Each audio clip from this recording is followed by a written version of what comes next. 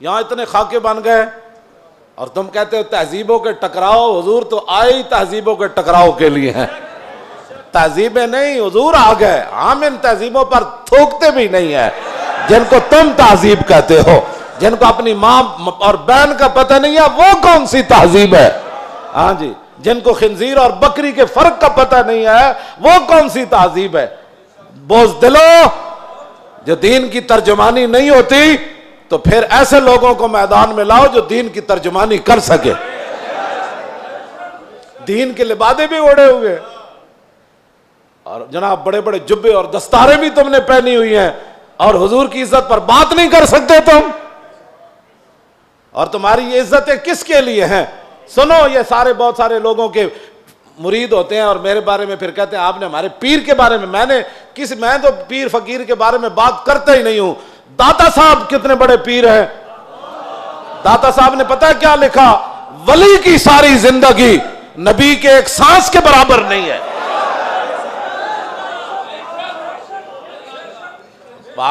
صرف نبی کے امام الانبیاء کے تو خلق سے اولیاء. یہ داتا صاحب کشف المحجوب وچ لکھی گل ہن گل کرو تسی. جدوں حضور دی عزت دی گل آوے تے پھر کھڑا کوئی نہ ہوئے پھر وہ پیر ہے. تے پھر اپنی جاناں بچائے تے اپنے جناب ادارے بچائے تے اپنے خانقاہاں بچائے.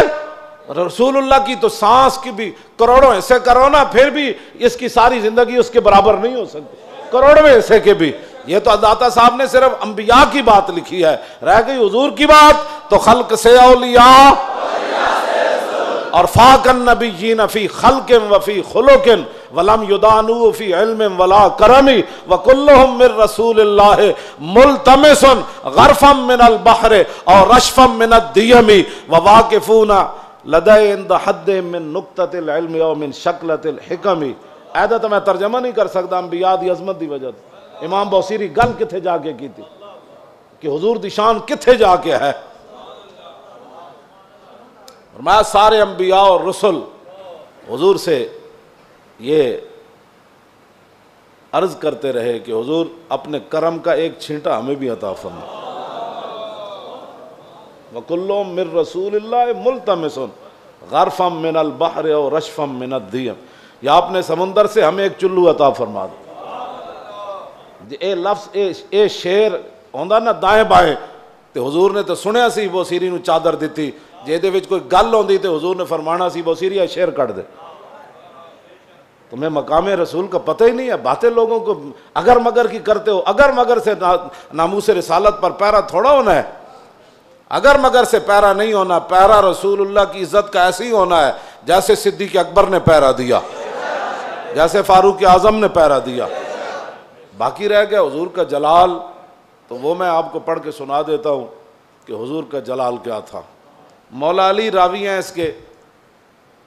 اب مولا علی کیا کہتے ہیں, غزوہ خندق کے موقع پر جب رسول اللہ پہرا دے رہے تھے ہمارے ساتھ کھڑے ہو کر, 25,000 کا لشکر خندق کے کنارے کھڑا ہے اور وہ یہ چاہتے ہیں کہ عمر بن عبد ود کی طرح ہم اپنے گھوڑے دوڑا کر خندق کو عبور کریں اور مدینہ پاک پر حملہ آور ہو جائیں, حضور پر حملہ آور.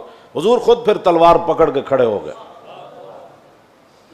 اور جب رسول اللہ بھی کھڑے تھے وہاں تو سورج غروب ہو گیا. حضور کی ظہر کی نماز بھی قضا ہو گئی. جب عصر کی نماز قضا ہو گئی تو محبوب, یہ بھی حضور کی رحمت للعالمین بھی ہے, یہ بھی خلق عظیم ہے. تم نے کون سا خلق عظیم کی مثالیں دیتے ہو؟ مائی کوڑا پھینکتی تھی اور تم یہ باتیں لوگوں کو سکھاتے ہو فلاں کو معاف کر دیا. وہ حضور کا اپنا حق تھا, معاف کیا. امتی کو حق نہیں بنتا کہ وہ حضور کی طرف سے خود منصف بن کے لوگوں کو معاف کرتا رہے. یہ قیامت کو فیصلے ہوں گے کہ رسول اللہ نے کس کو معاف کیا اور کس کو معاف نہیں فرمایا. ہم کون ہوتے ہیں حضور کے حق معاف کرنے والے؟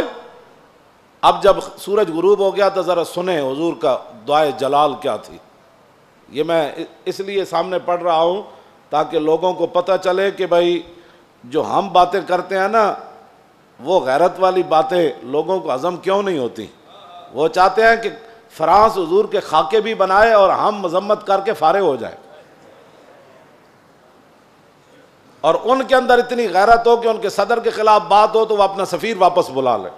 عالم تسا کی حضور دا کلمہ پڑھیا او 55 ملک ہو یا 56 ملک ہو ایدا ایک جواب دیو تسا رسول اللہ دا کی کلمہ پڑھیا صرف انہیں اتنی گل کی تھی یہ صدر دا دماغ خراب ہے یہ صدر دا دماغ خراب ہے اردگان اے گل کی تھی انہوں نے غیرت آئی انہوں نے اپنا سفیر بلا لیا تے رسول اللہ تے گھر دے بھی انہوں نے خاکے بنائے